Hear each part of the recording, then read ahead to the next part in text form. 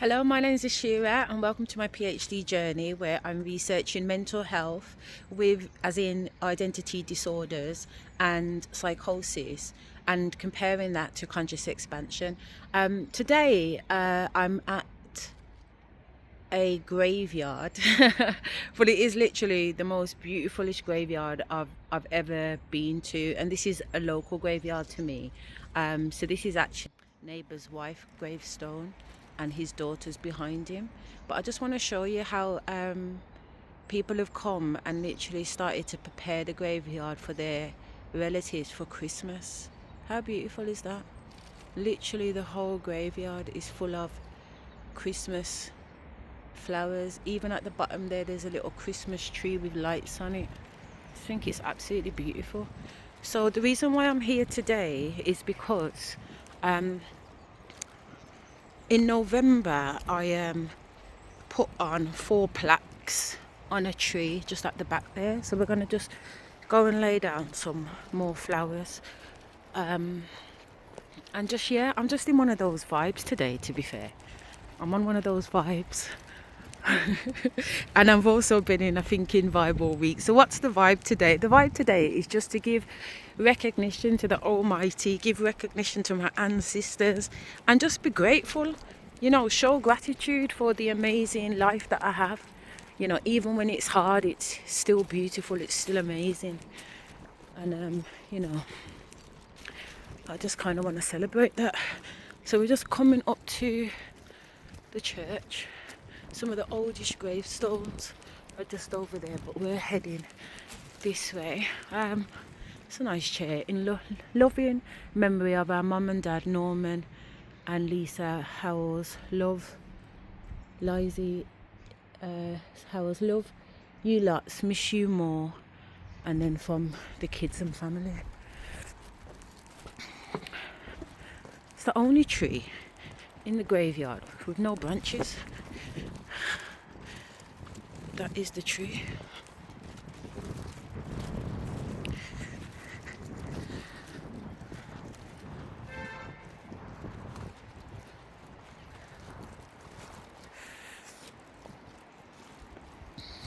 Try not to step on anybody's grave, but here are the plaques. Oh my god, they've only been up there a few days and look at them already, they're burnt. So the first one is in loving memory of Rose, in loving memory of Robin, in loving memory of Olivia, and in loving memory of Damien. And then that's where I've left some toys for them. So I'm just going to leave some roses that I've had that I then put as an offering to the ancestors.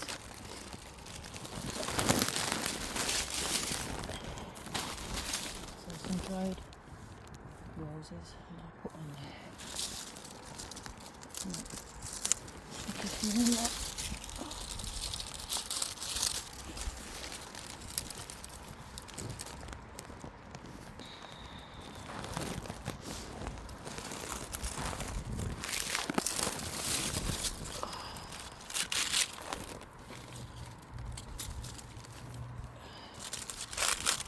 Some at the top, some at the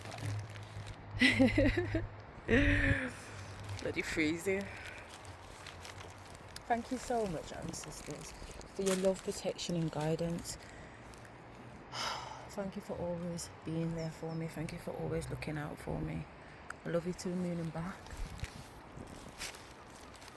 Ashe, ashe, ashe. Ashe, ashe, ashe. Ashe, ashe, ashe.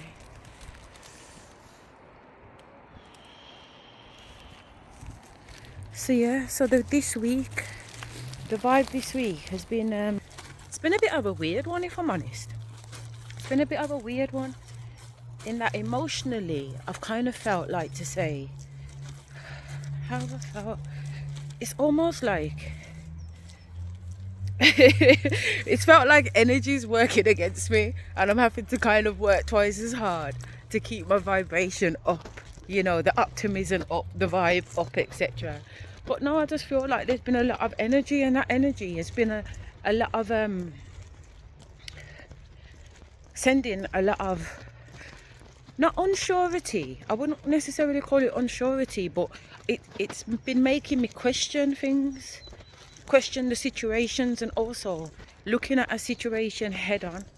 So the situation I've been looking at is that I've been experiencing a lot of blockages and a lot of rejection. And we know that rejection is protection at the end of the day.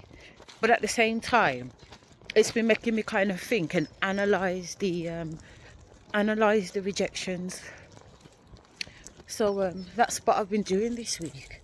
Gotta get back in the car, man. I'm bloody freezing. Oh shit! I was supposed to leave some bread for the birds. Shit. Let me just leave some bread.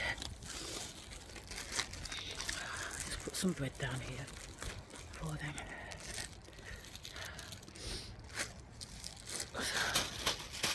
Should have made it off in at the tree, but I'll make it there.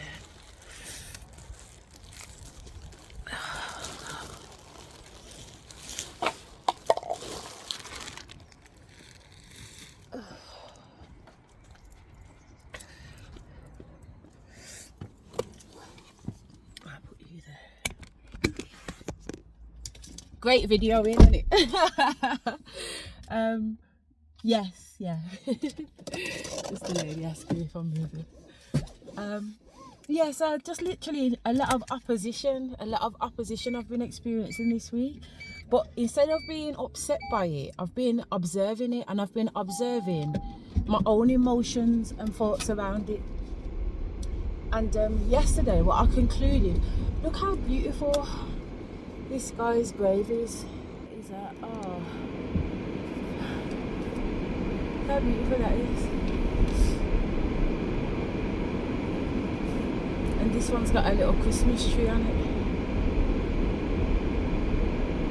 See, I just think it's one of the most, you should see it in like a fairground. And you should see it in the summer, all the flowers or the summer colours and the spring colours, like they really go all out. And I've been in quite a few graveyards, to be honest. But that graveyard, my daughter's dance school is based in there, so the community centre is a dance school for kids. So it's a little bit weird. At first it was being weird being in the graveyard at night, but nah, once you see it all lit up and how colourful it is, it's one of the most beautifulest places to be, you know. But yeah, I've just been observing and reflecting on how I felt. And how I felt is rejection is not a bad thing. Rejection is absolutely protection, you know. And I've been looking at what it is that I've been protected from, you know. And because sometimes rejection feels like solo, like I'm literally doing shit by myself, you know. I'm literally doing shit by myself every single day, working on myself by myself, working on my business by myself, raising kids by myself, trying to get through life by myself. And sometimes it can be a little bit tiring. Constantly working by yourself. But I'm not by myself. I'm always with the Almighty. And I've got a tattoo on my arm that says, God is God alone. And I know that. I know that this journey is a lonesome one, but not lonesome in a negative way. Just that only I can walk it. Right now, only I can walk it. And that means that the Almighty doesn't want me to have partners in business, doesn't want me to have a partner right now, doesn't want me to have partners raising what I'm doing with my kids, doesn't want partners in what I'm... Do you understand me? Like, and I don't mean just the male kind of partners, I mean female partners too. The Almighty is definitely making me know this is about you and your journey. And actually, it is all about the journey and how I do along that journey. It's not about the destination. It's about what I'm learning along the way, how I'm developing more awareness, how I'm becoming wiser, how I'm using my experiences and transforming them into wisdom, and how I'm using that wisdom not to survive, but to thrive through other situations and life challenges. And I think that is a beautiful thing. So while this week has been quite intense in the fact that this learning has come through, it's also been quite profound in really observing myself and acknowledging my emotions. So when energies of emotions come to me through obviously having a thought, I'm feeling an emotion about that thought, I'm able to regulate that emotion and the thoughts around that emotion, and not in a shutting down me kind of way, like nah, it's not okay to feel that, it's not okay to think that. No, everything is okay. What I think and feel is absolutely okay. What you think and feel is absolutely okay. But you gotta allow yourself to feel it. And I've been allowing myself to feel it. Instead of trying to push down the emotions, I've been allowing these emotions to rise in me so that I can actually observe myself going through them and then analyze them, as well as listening for the downloads from spirit to say yeah or nay, or what the next move might be. So, it was really, really good. So, yeah, I'm loving it. I haven't fucking got a clue what I'm doing. that's that's what it is. I literally do not have a fucking clue what I'm doing. Don't get me wrong, I do have a clue what I'm doing, but I don't have a clue what I'm doing. Yeah, if I do have a clue, because spirit keeps me clued up. So spirit will tell me, do this, do this, do this, do this. But even while I'm doing it, I don't always necessarily know why I am doing it. I just know spirit says to do it, so just do it. And then often later on, it becomes quite obvious as to why they were telling me to do it. Or sometimes a year or so down the line, it becomes obvious. But either way, I'm confident enough to know that whatever it is I need to know, I will know at the time when I need to know it. That much is true. But at the same time, while I'm doing the things that I'm doing based on what spirit tells me to do, I'm still very much stabbing away in the dark, and it's like the whole parenting thing, isn't it? Like, nobody knows if they're doing a great job. It's the proof being in the pudding at the end to see how the children or the pitney them turn out, don't. And sometimes it can be too late. Sometimes you've done a great job and somehow you fucked up, but somehow the kids turn out okay. And I think that's kind of where my life is at the moment, and perhaps where most people's lives are, that there is no manual. There's no manual when it comes to the game of life. But at the same time, what I'm trying to do is remember that it is a game. It's a game, and it's a game where nobody gets out alive. And I'm trying to not take it as seriously, but just to enjoy it and enjoy it. I remember going to see a tarot reader back in, could have been 2000, and in fact, you know what, spirit saying to me, it weren't even 2010, it was way before. So before 2008, then could have been either 2007. No, yeah, 2007. I think it was 2007. I seen a tarot reader in 2007, somebody that I used to go and see all the time. Well, not all the time, but he used to be my guy, a guy called Pete. And I used to see him at a tarot shop, like a crystal shop. But because we became such friends over the years, I used to just end up going to his house and getting a reading. And I remember being at his house, having a reading, and him telling me that, at the time my name was Asherah. And he said, Asherah, you know what? The race is not for the swift. It's for those who can enjoy it. It's all about the journey. And I was like, no. He was like, you see, you're like one of those people in a carriage, and they're going through these fields, and the fields are beautiful. There's fields of poppies, there's fields of sunflowers, there's fields of what the fuck ever. And instead of opening up the curtain or winding down the window to have a look at the amazing scenery, I'm just so focused on where I'm going that I'm missing all of this beauty and loveliness on the way. And that stayed with me from 2007. And I have been doing my best to appreciate the journey, not the destination. And I am eager to get to the journey. That's my personality. My personality is get to the fucking destination. But right now, I have to say that I'm so much more focused on the journey and what I'm learning during the journey, who I'm becoming on this journey. And it is all about the becoming. I'm not the same person anyway, but every single day I'm not the same person as yesterday. I'm not the same person as yesterday. And I think to myself, like, where does my authenticity lie when so much of me keeps changing? Now, being a Scorpio, it's normal for me to go through changes. The whole purpose of the meaning of the symbolization for Scorpio in the tarot deck is the death card.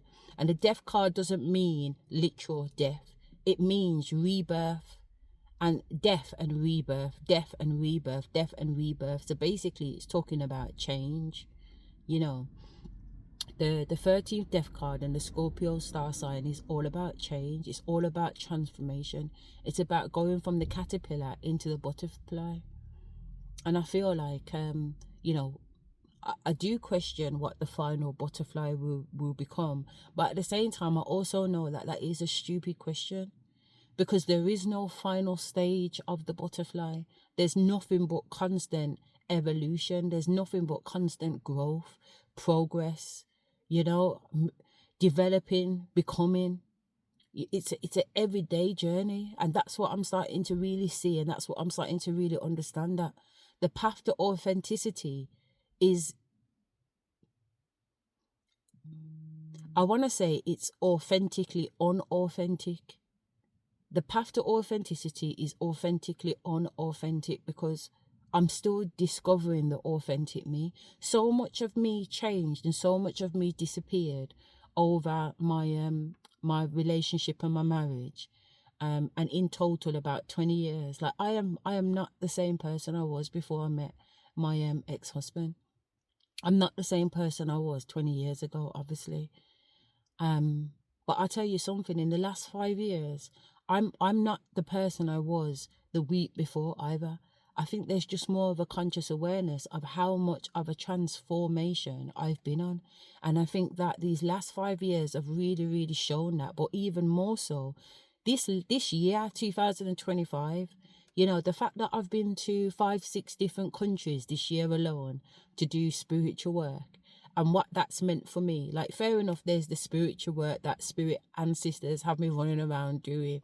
You know what I mean? Getting myself into all kinds of sticky situations, you know, being in the fucking sticks in Africa, 5.5 hours away from my fucking passport with a bunch of strangers that I don't know. My ancestors are going on with Tig. My ancestors are calling every blood clot body out. My ancestors are calling every fucking body out. You know what I mean? And still getting home safe. You know what I mean? And I instead of thinking about, oh, okay, I went to Africa and I come back, it's breaking it down. Like, what the fuck just happened then? I just got back from, well, not just, but I came back from Bali on the 6th of November and had to dip from one hotel to another hotel. You know what I mean? And all the commotion around that, me going on a quad bike, falling off the fucking quad bike, nearly dying. You know what I'm saying? Knowing that something bad was going to happen to me because Spirit was giving me the vibe. And me saying to the Almighty, I know something bad's going to happen, but if that's what needs to happen, if I've got some karma or something that I need to deal with, then that's absolutely fine. You know what I mean? I haven't got no business being on a blood clot quad bike in Bali. I know that. Yeah, the earthly me knows that. But the higher me knows that this is something that the Almighty and my ancestors are telling me that I need to do. And they're telling me that I'm going to have an accident. I know I'm going to have an accident. My nanny's laughing at the fact that I'm going to have an accident. Not laughing in a negative way, but just laughing because she's already in the know of what's to come from having the accident. Does that make sense? So me falling off the bike isn't a negative. It's something that's happening for me, not to me. If I look at it as something that's happening to me, then oh my God, it's a traumatic situation. You know, I haven't just fallen off a quad bike. The quad bike has gone up the instructor's bike at the back of him, you know. My back's gone up to the point, my bike's gone up the back of his bike. I mean, look how fucking big these quad bikes are. What the fuck is my bike doing up the back of his? To the point where the front of my bike has gone into his back, you know. I'm up in the air. I'm as high as this car, up in the air on this fucking quad bike, and it's still going like it wants to run the guy over. And I don't even know why this bike is moving. I don't even remember my hands being on the accelerator. But I'm telling you, I'm going up and up into the bike just capsizes over from his bike and just lands literally on top of me and traps my leg underneath it while all this petrol is pouring out on me. Honestly, it weren't fun. You know what I mean? But the experience I had and the alchemization I went through from that experience of being hurt, of being scared, of being in a foreign fucking country, of not knowing if I've broken a fucking leg. Do you understand? Then having to get back on the bike, having to get back on a bike that I just fell off, and having to go back through a track that is as dangerous as fuck. Then having to go on the drive to get back to the centre to meet my taxi guy. Then being at the centre with the managers and them, and everybody's going on like they don't want to acknowledge that the fucking instructor's been reckless with me the whole fucking time. I was making nothing but having to tell this. The guy ain't told me where the buttons are. He ain't told me this. He ain't waiting for me. He's texting on his phone. He's not paying attention. And I'm talking to my ancestors like, what the fuck is this shit?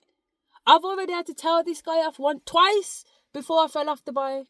You know what I mean? But instead of looking at it as this trauma situation that happened to me, and I'm in fucking Bali, and the guy that's took me there are now through spirit downloading and telling me what they're saying in fucking Bali, I'm able to understand that my man and them are in cahoots together. These are his brethren. The loyalty is not with me. He ain't just took me to a random place to have a quad bike. Every location he's taking me to are his people, and he's gaining a commission off the fact that I'm visiting, which is fine, because that's what these countries are like, and that's how people get fed and paid. But when I was injured, and I was talking about, no, I want my money back, he was on their side as me not getting back my money. And when Spirit was telling me why go on, it was because he weren't getting his commission.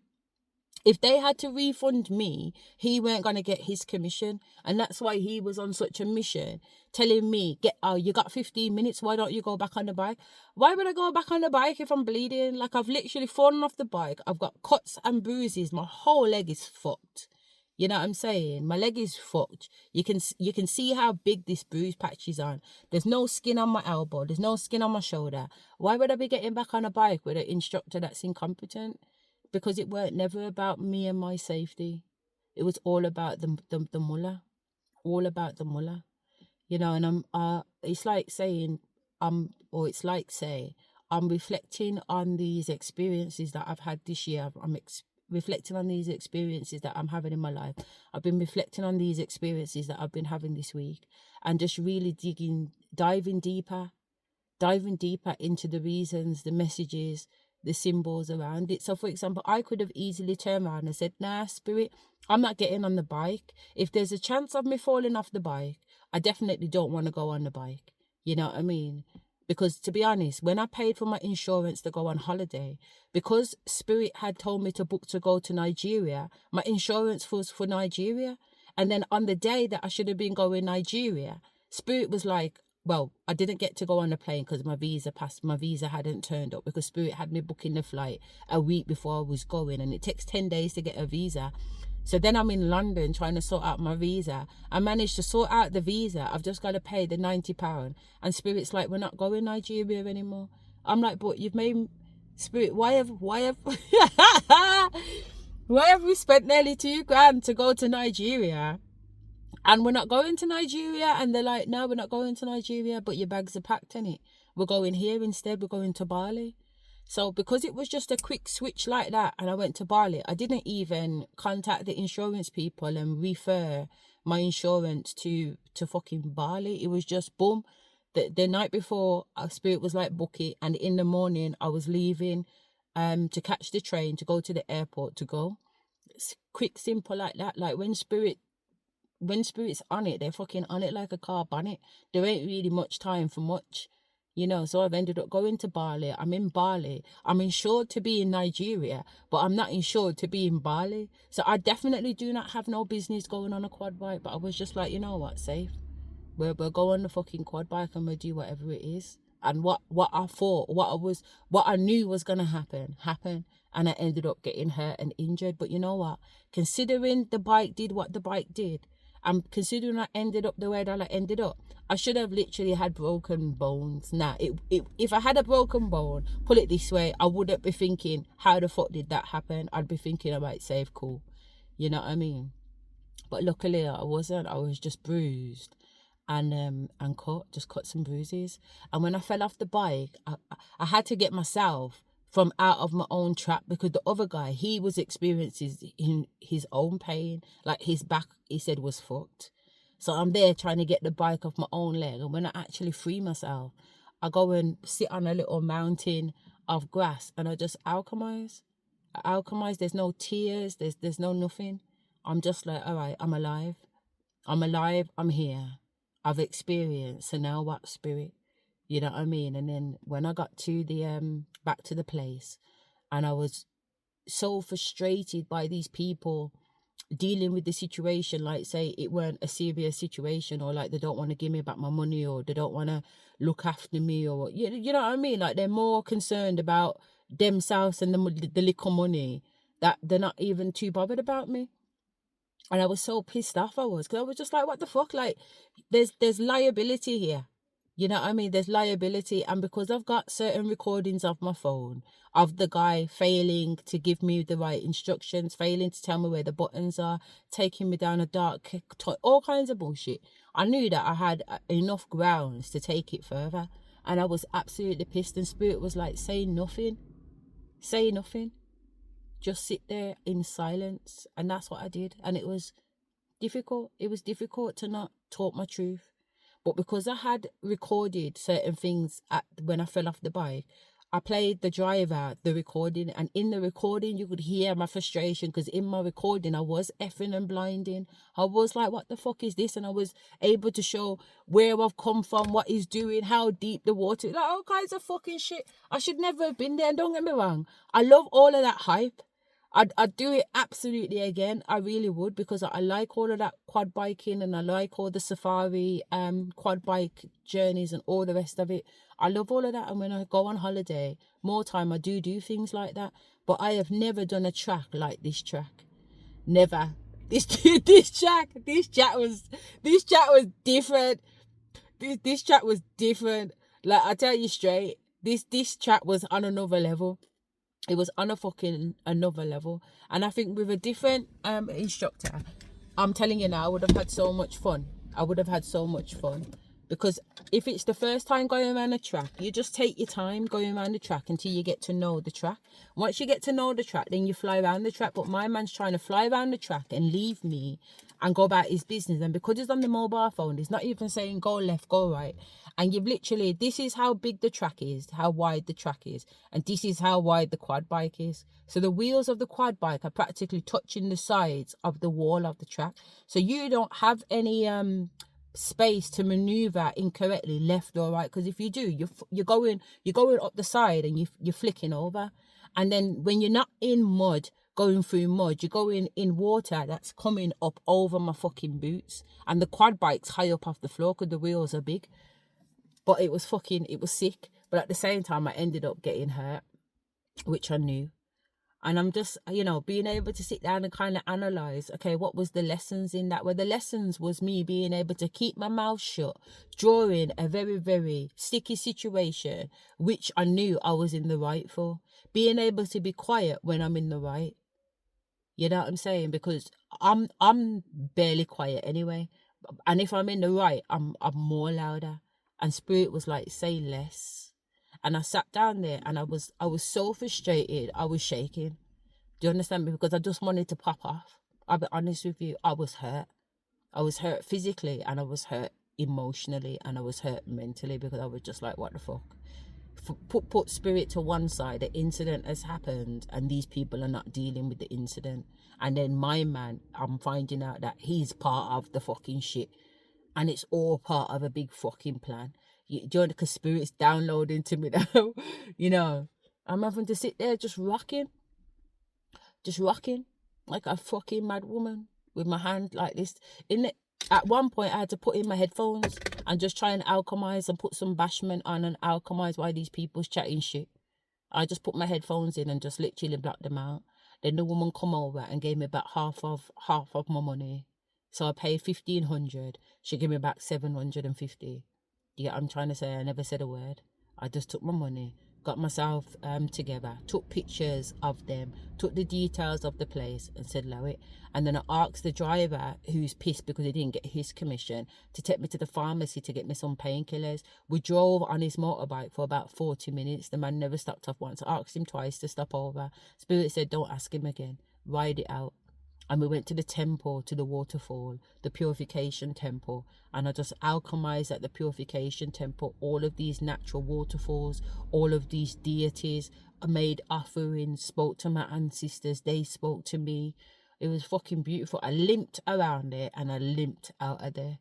But I was absolutely fine. My leg was, but the top of my thigh was about this big. It had swollen up so big. I couldn't even get on the bike properly, on the back of the bike or off the bike. But you know what? I was absolutely fine.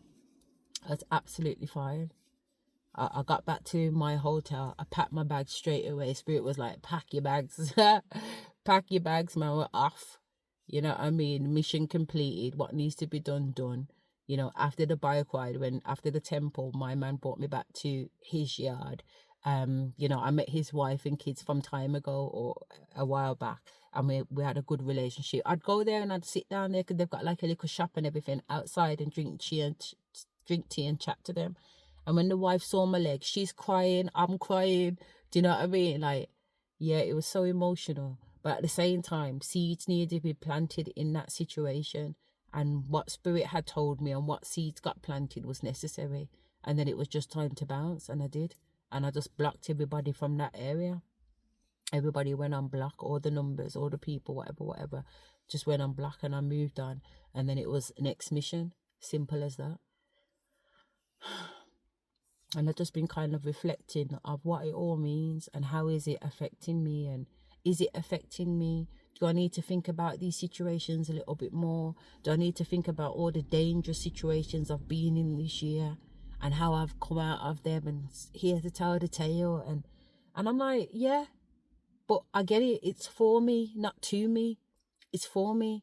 I have traveled to 6 different countries this year by myself. Do you know what that means for me? Emotionally, mentally, spiritually. It means that I'm growing. It means that I'm fearless.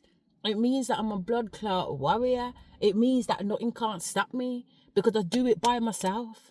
I do it by myself. I do it alone with Spirit and the Almighty. So what do you think that gives me? That gives me confirmation that, you know what, anything in my life is achievable as long as I put the work in. And every single day I show up for myself. Every single day I show up for myself. Every day I'm 10 toes down for myself. If something needs to be done, it's done. If something needs to be fixed, it's fixed. If something needs to be completed, it's completed. It's done. Even just now when I was driving back from dropping my daughter to work, I was thinking to myself, yo, this is going to be an every year thing for me from now on. So for example, like if I continue to celebrate Christmas, like not in the conventional way, but whatever, this year I had everything wrapped up from November. So you see, now that I'm in December, I don't feel no stress or nothing. Everything is done. If you walk into my house right now, even the Christmas table is set with cups and plates and knife and forks and crackers and wine. You know, presents are under the Christmas tree. I did presents every single day up to the 25th, from the 1st of December to the 25th for the little kids. You know, every single day they get to open something. I did individual letters, individual cards, blah, blah, blah. My big kids, you know, they're not into kind of stuff like that. But, you know what I'm saying? My daughter, she got everything that she wanted. My sons, my older sons aren't too fussed. They're 26 and 24 and they do whatever. But I just feel relaxed. I feel relaxed and I feel on point.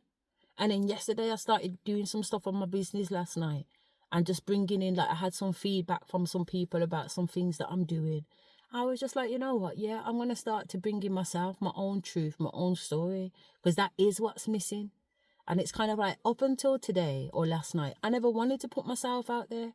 I didn't want to put me on show. I didn't want nothing to be about me. I wanted to hide behind the business. And what I realised is that since 2020, since 2000 and probably 2006 that I was with my ex-husband. I met him in 2005, but I moved in 2006, and I've been hiding behind him. I've been hiding behind him, not shining, not showing myself, not being my authentic self. you know. And now it's like I've exchanged my ex-husband for my business. And the way that I'm doing my business is that I'm trying to hide behind the business, but a business doesn't sell. A person sells. People buy into the person, not the business, you know what I mean? Or I mean, don't get me wrong, people buy into Apple, and Apple isn't a person, but Apple has a personality. So let's just say that people buy into the personality, not the business. And I need to do more about putting my personality in the business and being okay with that. And I think that's what this journey over Christmas is going to be about. It's going to be about me putting my authentic self forward. And I think I do, don't get me wrong, on these videos, I don't give a fucking shit, do I? Like, I literally just chat whatever it is that I want to chat and say what the fuck it is I want to say. And I don't give a shit about what anybody has to think or nothing, because I genuinely really don't. I genuinely really don't. You know, but I'm not necessarily like that in my business. And I should be like that in my business. I need to start to not give a fuck, you know, and that the people that think and feel the way that I do will get it, and the people that don't won't, and that's okay. I don't have to be everybody's cup of tea. In fact, I don't want to be everybody's fucking cup of tea, you know. So here I am at a really pinnacle time in my life, coming up to the end of the year, going into the new year with a completely different mindset, a completely different mind frame. And that mind frame is to just,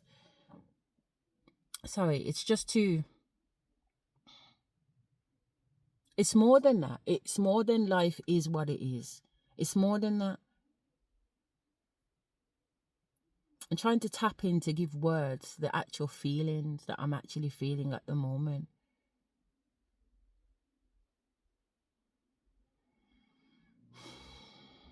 I heard contentment.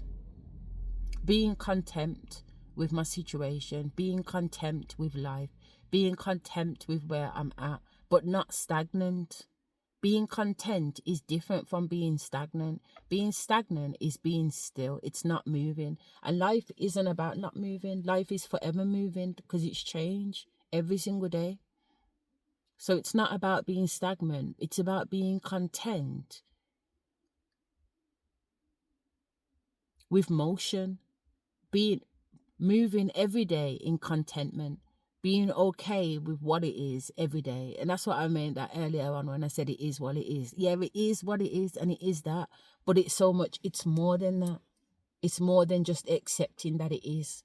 It's accepting that what it is everything it needs to be for me, and being grateful, having so much gratitude, and being so content and grateful for my situation, for my life, for the people that are in my life at the moment. You know what I mean? Which really is no one. There's no one in my life. There's obviously me and my children. But even with my children, before, my children would be in my life every single day, it would be about them. And today it's not. My last two are with their dad. My older two live independently. And my daughter, she works 12 hours. So I'm really experiencing this month of having time on my hands just for me, not having to worry about what's for dinner, what do I need to pick up, what do I need to do. There's clothes to wash, there's work, there's life. You know what I mean? Like, it's not that. I feel like I'm finally at a time in my life where I'm just really responsible for me, and it is really beautiful. It really is, and it's liberating. And it's almost like, fucking hell, what do I do with myself? I've spent so much of my life worrying and dealing with everybody else. It's kind of like, now what do I do with myself? But I know what to do with myself. I know what to do with myself because I've been doing what I've been doing with myself, and it is all about the healing. It's all about the observing. It's all about the recognition. It's all about the understanding me so deep that there isn't anybody that can tell me anything about myself that I don't know already. You know what I'm saying? I hold all the keys. That's what it feels like. It feels like I hold all the keys, and I'm so excited. and that these keys can open up so many doors and so many opportunities. And I used to be so scared. I think that's why I hid behind my husband, or why I've chose to hide behind the business. But actually, no. And I know it's because I've been in the firing line most of my life, and every time I feel like I step out, I feel like I'm under blood clot attack. But you know what? So be it, because guess what? Guess who just spent 5 years under some significant fucking warfare and is here to tell the tale. So what does that tell you, motherfuckers? That tells you, bring it fucking on. That tells you, bring it fucking on. Whatever life, whatever anyone has to throw at me. Yo, I'm blood clot ready. I'm overly ready. And I'm not ready in a kind of negative, aggressive kind of ready. No, I'm just ready. I'm ready for whatever life brings to me. And I'm also ready for a peaceful fucking future filled with nothing but freedom, being able to travel anywhere, do anything, eat what I like, get up when I like, go to bed when I like. That's the life I want. Pure 100% sovereignty. I want to be here on this earth, and I want to enjoy all the fruits that were promised to me in heaven, in the celestial world. I want to live my heavenly world, my godly spiritual world, my spiritual self here on earth. And I just want to walk as the spiritual being that I am. We talk about being a spiritual being on earth, having an earthly experience, and that is what it is. But I want to really be that spiritual being on earth, knowing that I'm having this experience while walking as a spirit. I don't want to be on this planet behaving like a human anymore. The fact that I have to go to the toilet and eat is such a fucking inconvenience. It's unbelievable. That's how it feels to me, straight up. The day before, I never ate nothing at all. And then yesterday, I ate some scrambled egg. You know what I'm saying? And I keep saying to myself, I need to eat better. I mean, this morning, I made sure that I got up and at least had some fresh orange juice to put something in my system, because I know that the earthly body needs to be nourished. That you can't get away from that. But at the same time, if I spend the day meditating or sitting with spirit and food doesn't come up, or I don't feel hungry, then that's what it is. I don't feel hungry. I don't eat. It's like I'm filled up with spirit. And I know it's a cliche, perhaps, from a Christian kind of background or whatever, but I really do feel full on the bread of heaven. I read that from Psalms yesterday. I went through Psalms and did about 8-10 prayers. Spirit was just like, I need to put down, like, I used to be such a prayer warrior back in the days. I used to pray like 8-12 times a day. You know what I mean? And now I say that I'm always in prayer. Like, all my thoughts are talking to the divine and talking to ancestors and talking to spirit. I don't just check the Almighty when I want something, or I don't just check the Almighty when I'm in need. Like, it's an everyday thing. But I used to literally read Psalms every day for over 2 years. And since I went into hospital in 2024 and come out, I haven't been consistent in the reading of Psalms, which I talked about with the Almighty and Spirit in the hospital, because I knew that was going to be the case. And I was praying and saying, nah, Almighty, I swear to God, please don't let me come out of the praying thing. But it was like, you're going to come out of the praying thing. And I felt so bad about coming out of my prayer, because I pray morning, noon and night. And I felt so bad. And it was like, you don't need to feel bad about not praying. You don't need to feel bad, because we're always in communication anyway. But I tell you something, you see, when I was praying, I'm telling you, I could feel certain forces getting licked down from the prayers. And I knew once I read a certain Psalms, the feelings that I had afterwards, it was like, yes. Something just happened. I don't give a shit what anybody says. Something just happened. Some energy got lifted. Something got mashed down. The prayer thing is real. You know what I mean? Like I said, it's not for everybody, and it is what it is. And I never thought it was necessarily for me either. But once I started to get into it and really start to not memorize, but be emotionally connected to the words that I was saying. Even when I had the children reading Psalms, you know what I mean? Like, getting their vocabulary used to certain words like oh, thee and thy, and You know what I'm saying? And the kids, you know, getting used to hearing the words. The whole house is hearing psalms play. The whole house is hearing psalms being read. You know, the children are praying every single night before they go to bed, like that. The system was there, and it's not a religious system, because there isn't one particular religion that we subscribe to. Yes, raised a Christian, but I've had a look into Islam. I've had a look into Judaism. I've had a look into Sikhism.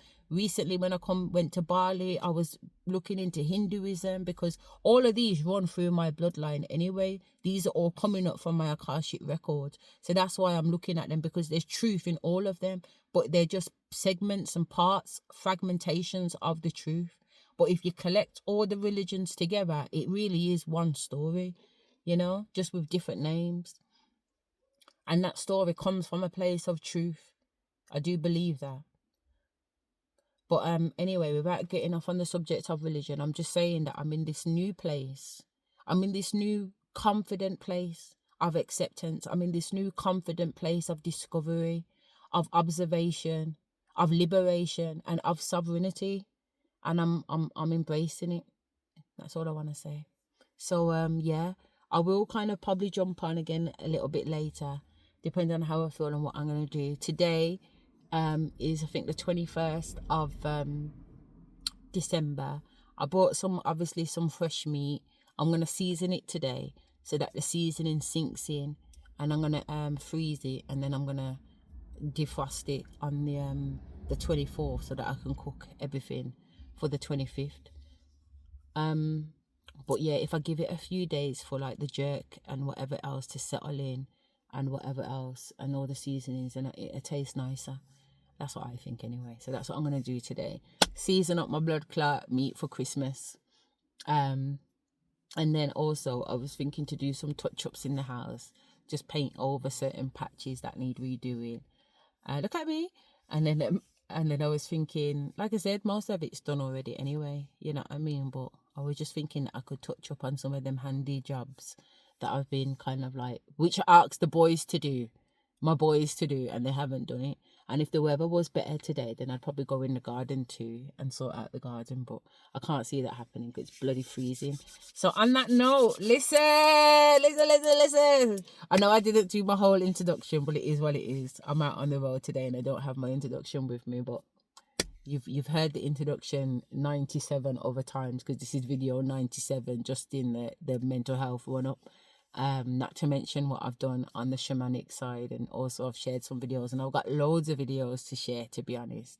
I've got loads of videos to share. I just need to kind of get through them. But if you imagine, this whole year I've visited 6 countries and I've done videos in every country, then you know I've got videos to upload.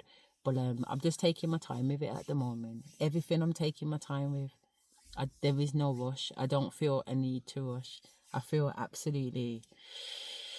just feel flowy. I'm going with the flow. All right. So again, on that one, we're on 47 on the clock. All right. And I will speak to you soon. Mwah. Love you. Love me.